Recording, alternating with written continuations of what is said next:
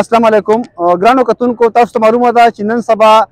ایډز چې دی ایچ آی وي چې دی دا ډېر په تیزۍ سره په ټول ملک کې روان دی خصوصا طور په خیبر پښتونخوا کې ډېر جامې لګولې ده ډېره خوله یې لګولې ده د دې مطلب هرګز دا نه دی چې یو سړی په غیر اخلاقي کارونو کې مبتلا دی مطلب زناکار دی یا څه دی دا دې مطلب هرګز دا نه دی په دې وجه بنده سیوا شوی دی ټیک ده دې پکې هم څه وجوهات شته خو زیات چې دې سیوا شوی دی یا دې دومره خوله لګولې ده دا مطلب دا چې زمونږ چې کوم هیر ډریس دکانونه دي یا زمونږ ډسپوزیبل سرنجان موږ نه استعمالو مطلب دا قسمه مسلې چې کوم دي که نه موږ له هر څه ډسپوزیبل پکار دی موږ له خپل کیټ پکار دی موږ چې شاپ ته ځو موږ چې دغه ته ځو چې موږ خپل کیټ سړو او هغې باندې موږ خپل چې کوم دی لکه شی وکړو یا موږ خپل یخته برابرو نو پکار چې موږ ځان سره هغه استعمالو بل دا موږ د ډسپوزیبل هر څیز د ډسپوزیبل استعمالولو کوشش وکړو دا زموږ دپاره ښه ده د دې نه علاوه غیر اخلاقي دغه هم ده که په دې کې کردار د هغې شته د هغې نه موږ له دغه پکار چې موږ د هغې نه ځان راوشو کوو او موږ داسې غیر اخلاقي چې کوم دی نو